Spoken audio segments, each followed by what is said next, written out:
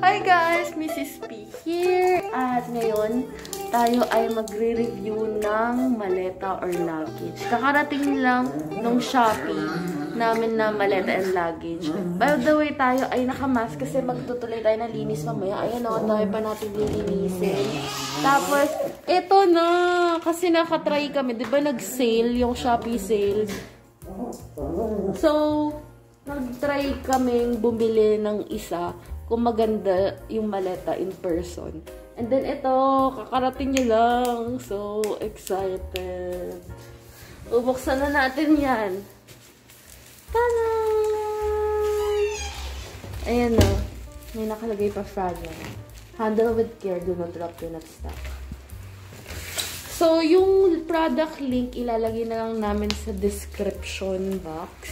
Videohan na rin natin siya dahil part din to ng safety reasons na no video, no return, no refund. So, kapag may damage, para at least may kita. Okay. Anyway, ayan na nga. Tignan na rin natin yung quality ng luggage.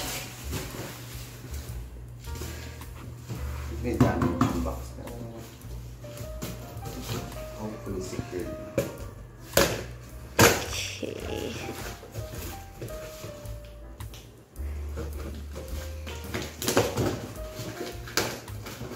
No, Rocky. Okay.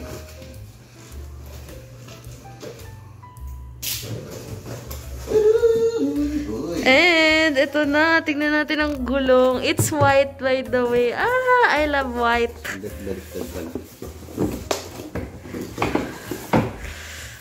Okay, sana walang yupe or anything. Awesome. Ang ganda!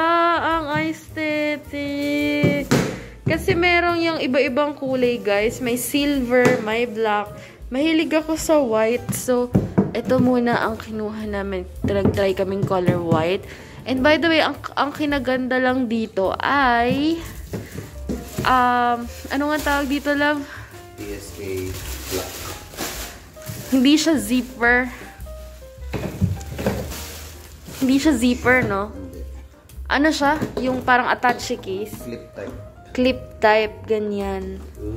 At ang size niya ay, size 22, di ba? Hand carry. Hand carry. So, okay na din. Hindi siya masama. Ang ganda. Meron siyang cover dito. Meron pang pa ganyan. Awesome. Ito, isasabit dito. Ah, may cover nga siya.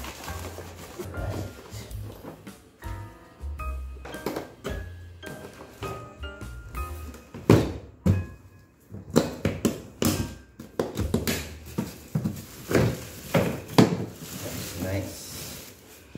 Okay, so all in all, it's perfect, maganda. Tapos 360 to, di ba?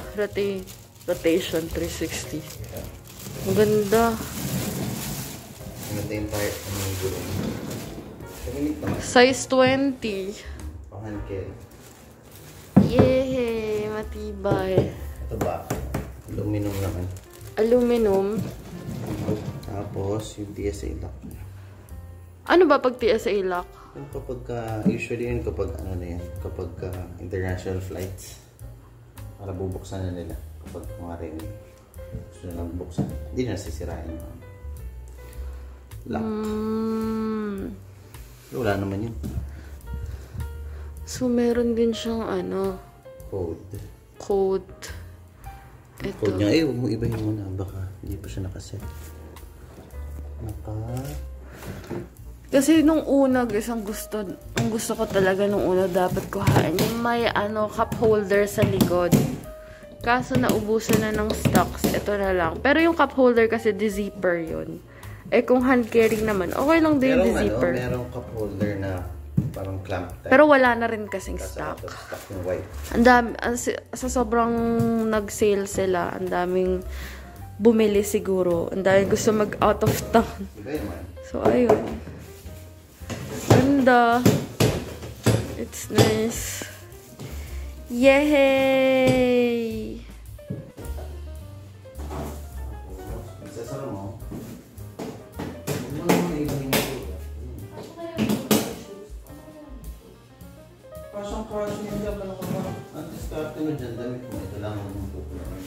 Kasi lang items na nandito. Saka naalala mo, nagbora tayo. Ilang piraso na gamit natin. So, gano'n lang yung bibigyan mo siguro. Mas less pa doon. Kasi hindi mo nga nagamit. Dito, yan. Shoes mo, shoes ko. Ang ating mga baby marites. Oh, baby marites. Okay.